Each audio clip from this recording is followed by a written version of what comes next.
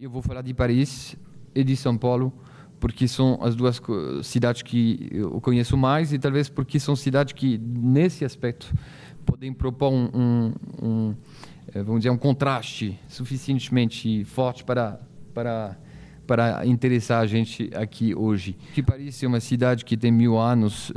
que seria o dobro, então, de São Paulo. Obviamente que uma cidade que se consolidou através de épocas, população estável, né, desde praticamente o final do século XIX,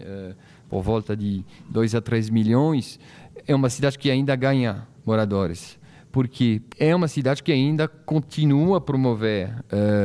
urbanismo e que, apesar de parecer totalmente acabada, está nas margens, ainda muito, eu diria, e com planos de desenvolvimento grandes para frente, em movimento, se reinventando, promovendo formas de urbanismos,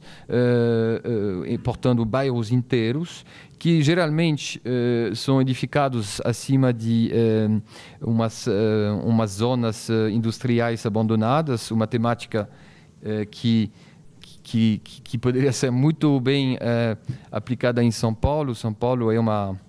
cidade onde também que sofre um processo de desindustrialização muito grande e que oferece grandes oportunidades fundárias, que foi inclusive temática do concurso chamamento Arco Tietê recente. Em volta do Arco Tietê tem aí uma região onde realmente temos ainda possibilidade de virar o jogo, ou pelo menos de ter uma escala de intervenção que seja relevante na escala metropolitana. Eu acho que São Paulo, recentemente, está passando por uma outra fase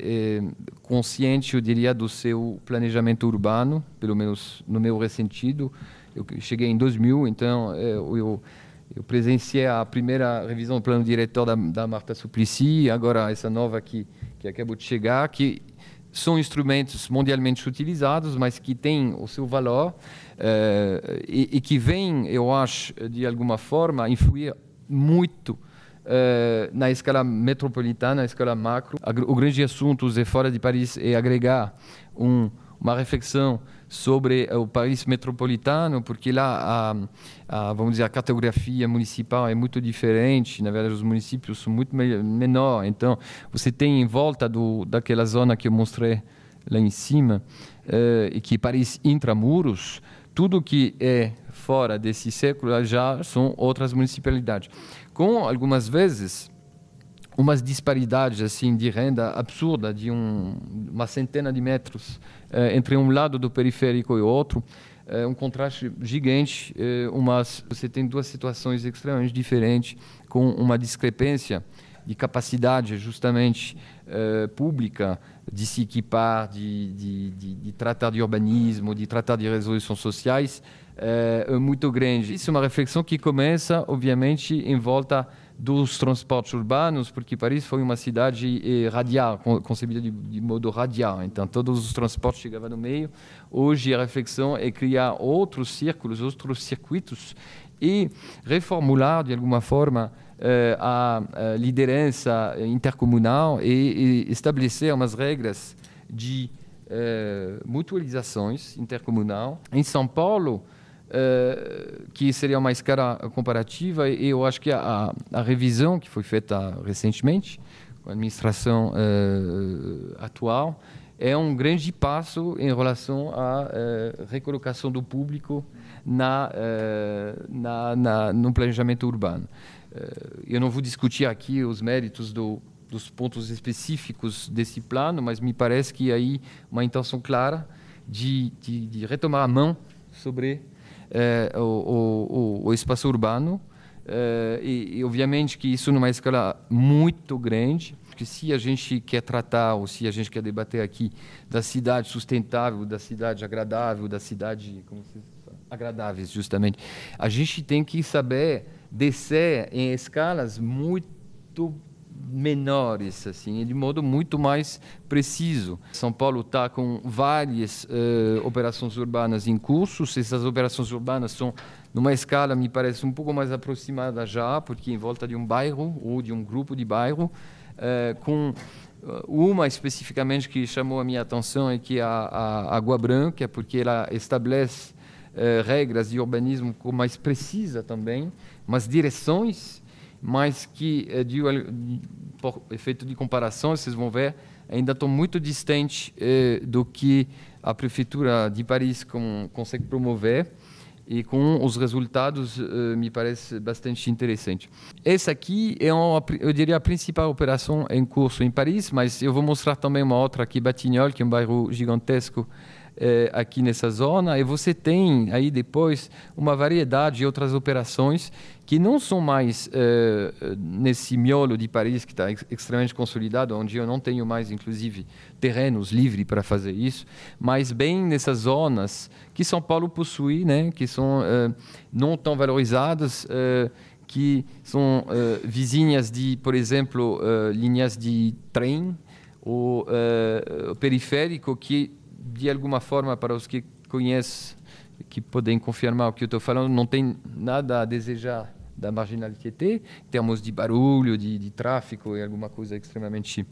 Mas que tem uma peculiaridade, o periférico passaria aqui o Rio Sena, e você tem aqui a Gare Austerlitz. A Gare Austerlitz é uma estação de trem que está na ativa hoje e tem uma faixa de trilho, na verdade, que são hoje, com as áreas desindustrializadas, as novas oportunidades que você tem em Paris, e o preço, eu diria, do terreno e a pressão imobiliária torna possível uma cobertura desses trilhos, né? Porque a viabilização da cobertura é feita porque o preço metro quadrado compensa. Sei que muita temática do Arco Tietê foi em volta da cobertura. Por exemplo, tem um projeto muito grande de cobertura de todos os trilhos da CPTM, se tornando um novo bairro. Obviamente que, no caso de Paris, felizmente, e isso diz muito a respeito também do conceito, tanto o periférico que cerca Paris, como todos os trilhos das vias férreas em Paris, foram concebidas num nível diferente do da cidade, porque era inconcebível para os parisienses, os urbanistas parisienses, travar a continuidade urbana. Então, era impossível imaginar, por exemplo, esse cinto que a via periférica aqui, atravessada por ponte ou passarela, como seria, por exemplo, o caso da Marginal. Não, foi rebaixada a via de modo a cidade poder fluir em cima. E hoje, essa simples decisão torna possível a cobertura, tanto do periférico como dos trilhos. Então, foi, às vezes, decisões que datam de dezenas de anos facilitam esses processos. Entrando na ZAC Bercy, a operação está atravessando em direção à subúrbia e, na verdade, na ideia de criar, que isso é um conceito forte do Grand Paris, criar ligações diretas entre Paris Intramuros e Paris Subúrbia. E tais como o objeto do Arco Tietê era criar umas ligações maiores entre o norte do Rio Tietê e a parte sul do Rio Tietê, que tem umas diferenças de níveis sociais absurdas. Eu queria acabar no Reinventer Paris, que é uma iniciativa da Anne Hidalgo e que é muito recente desse ano, e na verdade que isso traz, talvez, porque o modelo que eu estou descrevendo aqui dessa ZAC, eu acho que vai tender a assumir um pouco no modelo que ele estava por falta de recursos públicos. Hoje, as prefeituras, até na ponta, como Paris, mas mesmo em São Paulo, no caso do Arco Tietê, estão muito mais convidando o mercado, os arquitetos e os urbanistas a pensar modelos juntos, porque o modelo antigo, que era de subvencionar, de pagar, de construir, não é mais sustentável. Então, temos que reinventar um pouco esse nível de conversa. A Anne Hidalgo, na verdade, disponibilizou em Paris 13 terreno intramuros para convidar arquitetos, grupos econômicos e urbanistas a repensar Paris. Escalas diferentes, temáticas diferentes, convidando todo mundo a criar modelos de programações novos, ou seja, criar modelos econômicos viáveis, onde é possível misturar cada vez mais uso. eu digo usos de cunho público e privado, mas um pagando o outro de alguma forma, e a operação, contudo, ficando uma operação lucrativa e uma operação significativa para a Prefeitura de Paris, que é essa, e a julgar a qualidade urbanística da proposta.